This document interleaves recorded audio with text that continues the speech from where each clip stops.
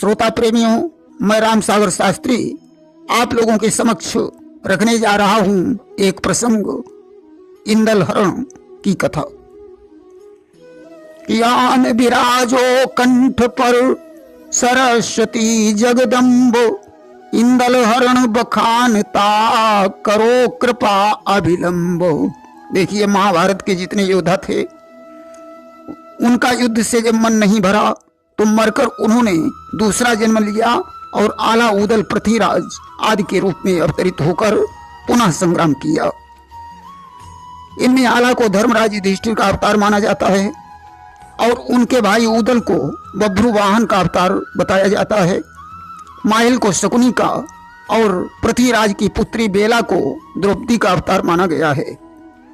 पृथ्वीराज को दुर्योधन का और लाखन को नकुल का अवतार माना गया है।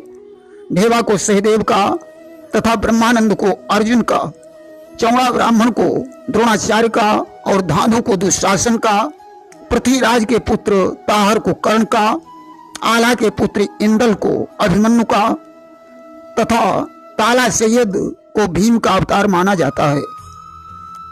खैर, जो भी हो, राजा परमाल चंदेल वंशी राजा थे जो महोबे के राजा थे। दशराज और बछराज परमाल के यहाँ रहते थे, जिनका वंश बनाफर था। परमाल ने अपनी सालियों के साथ उनका विवाह करवा दिया। दशराज ने महोबे की थोड़ी दूरी पर दसपुरवा में महल बनवाया। बछराज ने सिरसागढ़ में महल बनवाया। एक दिन माड़ो के राजा करिंगा ने किसी कारणवश उन दोनों के शीश काट लिए। पृथ्वीराज ने मलखान को भगाकर सिरसागढ़ पर अधिकार कर लिया और अपने पुत्र पार्थ को वहां बसा दिया। पृथ्वीराज के 12 पुत्र थे। ये दिल्ली के राजा थे। दशराज के आला, उदल और धाधु 3 पुत्र थे। इनकी पत्नी का नाम देवला था। बछराज के मलखान और सुलखान 2 पुत्र थे। ब्रह्मा चंद्रावल परमाल की संतान थे। पृथ्वीराज और जयचंद में बड़ी लंबी शत्रुता थी।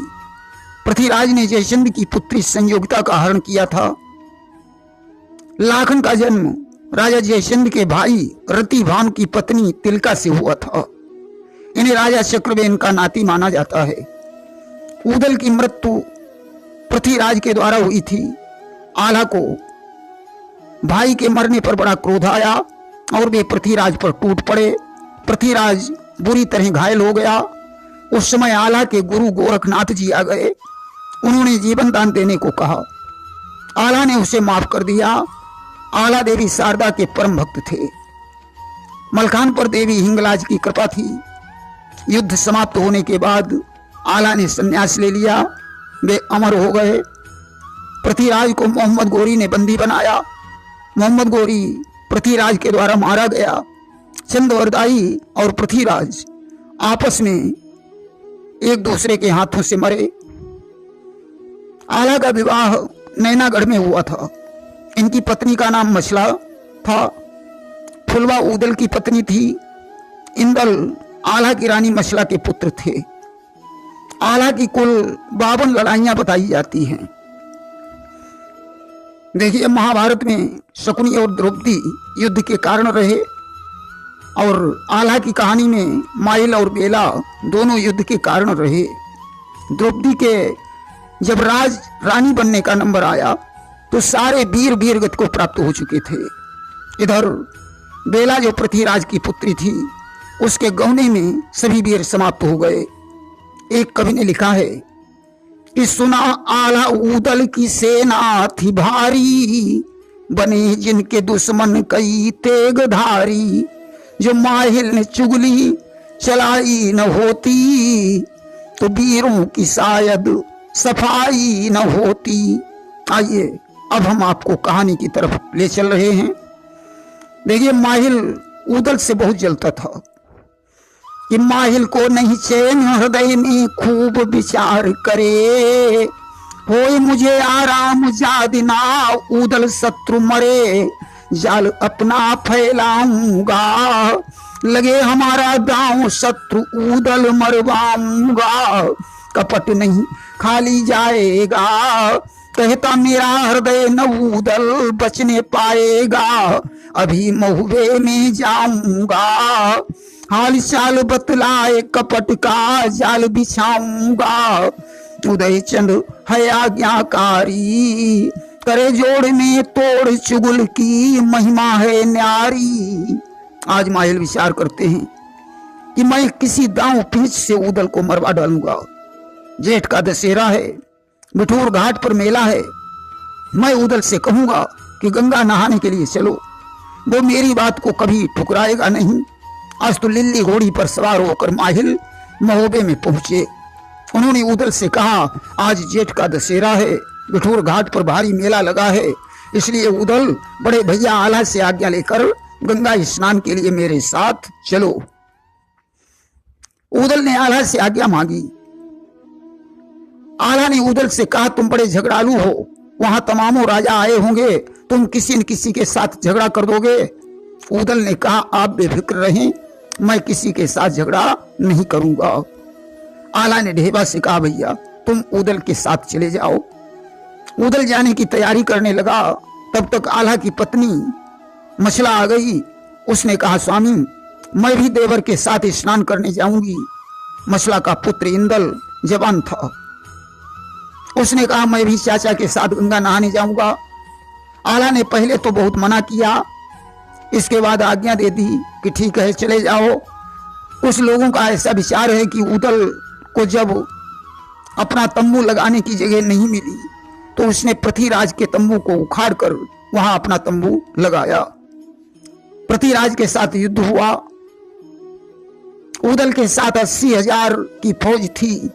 पृथ्वीराज की सेना हथियार फेंक कर भाग खड़ी हुई। वहां पर उदल ने अपना तंबू तान दिया।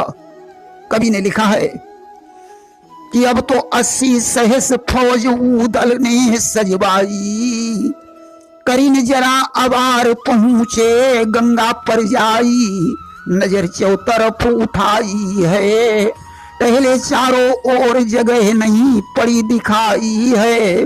डटे थे पृथ्वीराज वहीं, तंबू ताने हुए पड़े दिल्ली के जान वहीं, देख कर उदल गरमाना, बोला दिल्ली राज यहाँ पर तंबू क्यों ताना, उखाड़ो यहाँ अपना डेरा, जाओ दूजी जगह तनेगा यहाँ तंबू मेरा।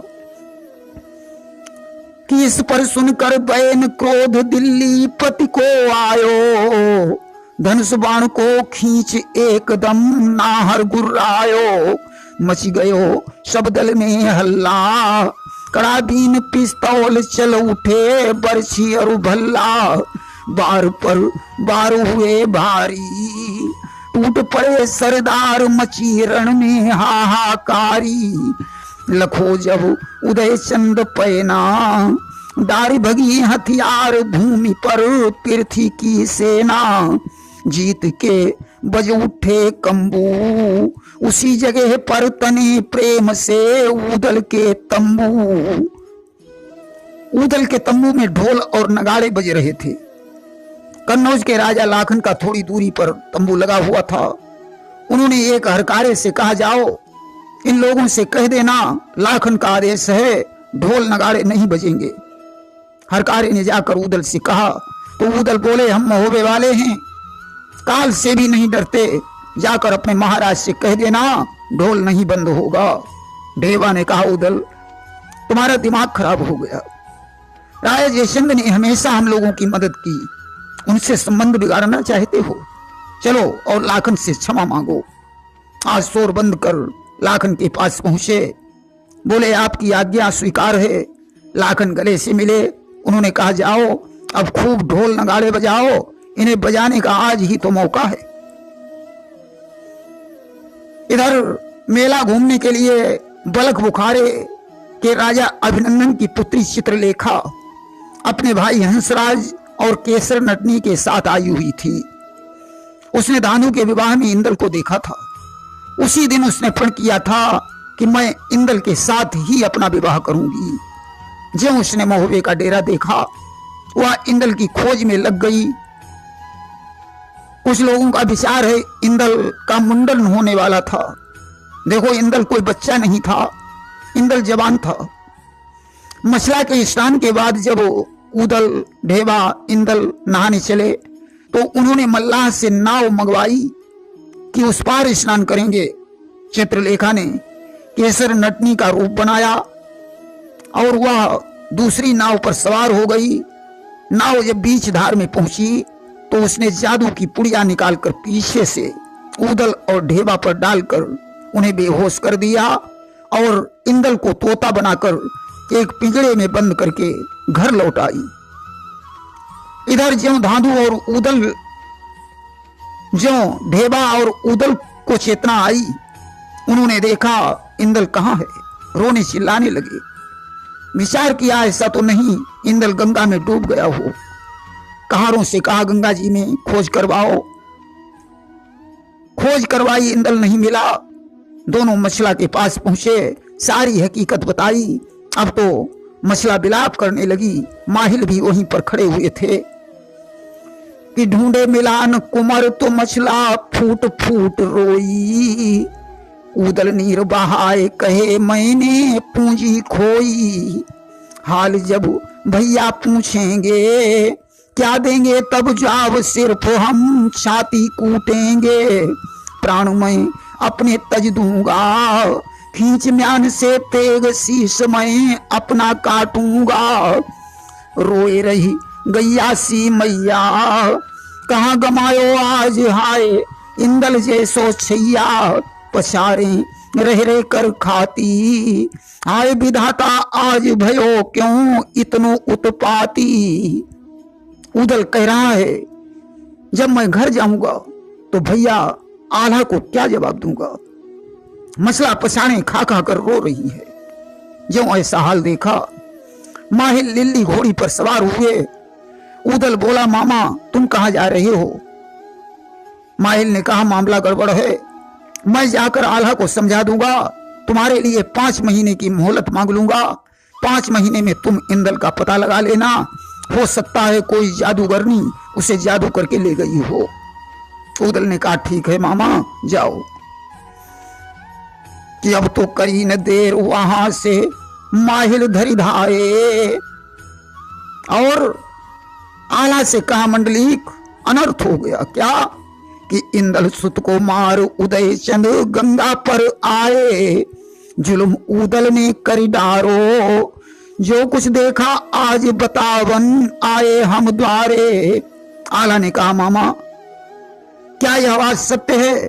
बोले मैं गंगा की कसम खाकर कहता हूं इंदल गंगा नहा रहा था।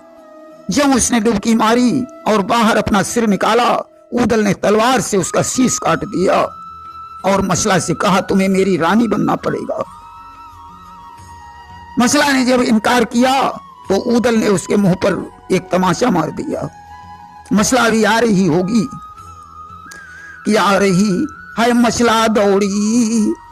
इस प्रकार समझाए चढ़े माहिल लिल्ली घोड़ी। खुशी है दिल में अति भारी करे जोड़ में तोड़ चुगुल की महिमा है न्यारी। इतना कहकर माहिल लिल्ली घोड़ी पर सवार हुए और उरई को चले गए। इधर मछला और उदल जब लौट कर आए, आला ने उदल से पूछा मेरा पुत्र इंदल कहां है। उदल चरणों पर गिर पड़ा। उसने कहा भैया कि खोया है तेरी पूंजी को उसका बदला ले ले भैया। मैं हाजिर हूं ले काट गला चाहे फांसी दे दे भैया। भैया तुम्हारा पुत्र इंदल खो गया। मैंने उसे बहुत ढूंढा पर मिला नहीं। अब मैं तुम्हारी हर सजा के लिए तैयार हूं। आला पर तो माहिल का रंग चढ़ा हुआ था। उन्होंने उदल को जंजीरों से जकड़वाकर खंबे में बंधवा दिया और कर मई लई चाबुक बिकराला और मारी उधेड़ी दीन सब खाला। हाथ में हंटर लिया और उदल की खाल खींच दी। जल्लादों को बुलवाया और कहा जाओ उदल को ले जाकर जंगल में कत्ल कर दो और इसकी दोनों आंखें निकालकर मेरे पास ले आओ। अब तो माता दिबला, मछला, फुलवा सभी रोने लगे। उन्होंने आल्हा से बहुत कुछ अनुरोध किया, परंतु आल्हा नहीं माने। मसला ने चुपचाप जल्लादों के पास जाकर अपने गले का हार दे दिया और अनुरोध किया कि इन्हें मारना नहीं, हिरण की आंखें निकाल कर ले आना। जल्लाद ऊदल को लेकर जंगल में पहुंचे। उन्होंने ऊदल से कहा कि वस्त्र अपने मुझको लाओ, गड़महुरे को छोड़ दूसरी जगह चले जाओ। तुम अपने कपड़े मुझे दे दो और महोबा छोड़कर दूसरी जगह चले जाओ। ऊदल वहां से चल देता है और इधर रात्रि में चित्रलेखा ने इंदल को तोते से मनुष्य बनाया और अपनी सेज पर लेटने के लिए कहा। इंदल बोला कि नभ कांपे अंबर फट जाए, संसार पलट खा सकता है। इंदल कुमार तेरी सेजों पर बिन ब्याह नहीं आ सकता है। उसने कहा तो मुझे वचन दो कि तुम मेरे ही साथ विवाह करोगे। इंदल ने कोई उत्तर नहीं दिया, वह सिर्फ आंसू बहा रहा था। और इधर जल्लादों ने हिरण को मारकर आल्हा को आंखें दे दी और बोले आपकी आज्ञा का पालन हुआ, ऊदल मारा गया। अब तो मछला, दिबला, फुलवा सभी रोने लगी। फुलवा ने समझा जल्लादों ने मेरे स्वामी को मार डाला। वो आल्हा को कोसने लगी कि जेठ ने जुल्म गुजारो है, छीन लियो सिंदूर मेरे स्वामी को मारो है, सितम स्वामी पे ढायो है, भरी जवानी मोई नीच ने रण बनायो है। इधर तो फुलवा विलाप कर रही है और उधर ऊदल की तलाश में ढेबा निकल पड़ा। रास्ते में ऊदल मिल गए। तब तक उदया ठाकुर भी वहां आ गया। अब तो तीनों लोग मिलकर नरवरगढ़ को राजा मकरंदी के यहां प्रस्थान करते हैं, जहां ऊदल की ससुराल थी। तीनों नरवरगढ़ में एक कुएं के पास बैठ गए। उस समय हिरिया मालिन वहां पानी भरने आई। उसने ऊदल को पहचान लिया और बोली तुम यहां इस हालत में कैसे? तुम्हारा बेंदुला घोड़ा, फौज और तुम्हारी तलवार कहां है? ऊदल बोला पृथ्वीराज ने महोबे पर चढ़ाई कर दी, महोबा लूट लिया। वे फुलवा और सुनमा को लेकर चले गए। हम लोग अपनी जान बचाकर भाग आए हैं। हिरिया ने जाकर मकरंदी की माता को सारी कहानी बताई। उन्होंने तीनों को अंदर बुलवाया। तब तक मकरंदी भी आ गया। लूट की कहानी सुनकर मकरंदी ने कहा तुम्हारे जीवन को धिक्कार है कि क्षत्रिय हुई जो समर सकाना, और कुल कलंक ते ही पामर आना। क्षत्रिय होकर जो संग्राम से भागता है वह कुल कलंकी होता है। मैं अभी सेना तैयार करके दिल्ली पर चढ़ाई करता हूं। उस समय ऊदल ने हंसकर कहा ऐसी कोई बात नहीं है, कहानी कुछ और है। इंदल के खो जाने पर भैया आला ने मुझे प्राण दंड की सजा दे दी। जल्लादों ने मुझे छोड़ दिया, इसलिए मैं यहां तक पहुंचा। मकरंदी की माता ने कहा ऊदल तुम देवी के मठ में जाकर उन्हें प्रसन्न करो, वही इंदल का हाल बता सकती हैं। आज देवी के मठ में जाकर ऊदल ने हवन किया। माता शारदा प्रसन्न हो गईं। मंदिर से आवाज आने लगी कि भेद देवी ने बतलायो, बलख बुखारे जाओ वहीं इंदल सुत को पायो। खुशी भय ऊदल रस भोगी, मकरंदी के सहित चले हैं बन करके जोगी। देवी ने बताया राजा अभिनंदन की पुत्री चित्रलेखा ने इंदल को तोता बनाकर पलक बुखारे को ले गई है। रात को वह मनुष्य बनाकर इंदल से विवाह करने की बात करती है। इंदल अपनी माता और तुम्हें याद करके बहुत रोता है। आज ऐसी आवाज सुनकर ऊदल, ढेबा और उदया तथा मकरंदी ने जोगिया वेश धारण किया। गुदड़ी में हथियार और पगड़ी में हीरे मोती छुपा लिए। मकरंदी ने डमरू पकड़ा, ढेबा ने खंजरी, उदया ने मजीरा और उदल ने बांसुरी ले ली। आज गाते बजाते राजा अभिनंदन के द्वार पर पहुंचे। रानी ने पूछा, आप लोग कहां से आए हैं, कहां को जाओगे? उदल ने कहा, हम लोग बंगाल से आए हैं, हिंगलाज जा रहे हैं। रानी ने कहा, बाबा जी थोड़ी देर ठहर जाओ, मेरी बेटी चित्रलेखा आपका दर्शन करने आ रही है। चित्रलेखा एक पान लेकर आई। रानी ने कहा, बाबा जी अपना नाच मेरी बेटी को दिखा दो। उदल नाचने लगा, साज बजने लगा। चित्रलेखा ने उदल को पान खिला दिया। उदल चित्रलेखा को देखकर मूर्छित हो गया। रानी चौंक पड़ी, अरे ये कैसे योगी हैं? ढेवा ने बात बनाई, हम लोगों ने 3 पहर से कुछ भी नहीं खाया है, थक भी गए हैं। हो सकता है पान में तंबाकू हो, इसलिए नशा हो गया। होश आने पर चित्रलेखा ने उदल को अपने महल में बुलवाया और बोली, जोगी जी मैं इस तोते के साथ अपना विवाह करना चाहती हूं। इसे मैंने मनुष्य से तोता बनाया था। उदल ने कहा, इसे मनुष्य बनाकर मुझे भी दिखाओ। चित्रलेखा ने जादू की पुड़िया डालकर तोते को मनुष्य बनाया। अब तो इंदल बोल उठा, मैं उदल चाचा के साथ जाऊंगा।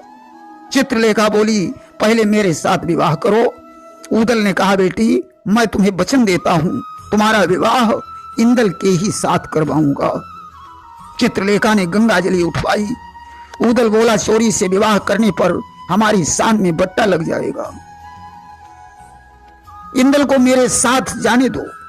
चित्रलेखा बोली, ऐसे तो युद्ध छिड़ जाएगा, इसलिए ये जादू की पुड़िया लो, इन्हें मैं तोता बनाकर तुम्हें दूंगी। राज्य के बाहर ले जाकर तुम मनुष्य बना लेना। आज उदल इंदल के सहित सिरसागढ़ में पहुंचे कि चले सिरसागढ़ में आए, मलखे जी को हाल सभी उदल ने बतलाए। उदल ने मलखान को सारी हकीकत बताई। मलखान उदल को लेकर आला के पास पहुंचे और धीर मलखे ने बहु दीना, इंदल को ले जाए पास आला के कर दीना और कहीं ये लो अपना छैया, देवो मोई गहाए कहाँ है उदय चंद भैया।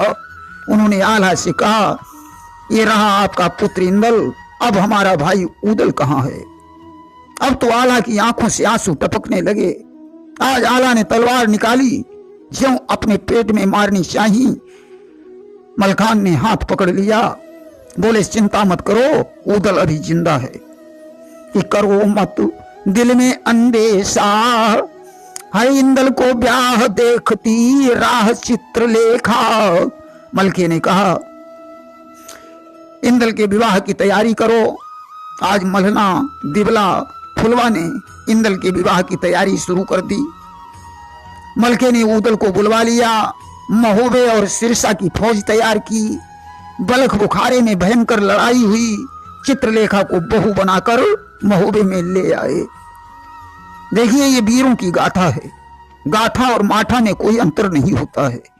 माठा में चाहे जितना पानी मिला दिया जाए मालूम नहीं पड़ता, उसी प्रकार गाथा में चाहे जितना जोड़ दिया जाए मालूम नहीं पड़ता। हमने जैसा कुछ पढ़ा उसी के आधार पर लिखा है। आशा है ये कहानी आप लोगों को जरूर पसंद आएगी। प्रेम से बोलिए वृंदावन बिहारी लाल की जय।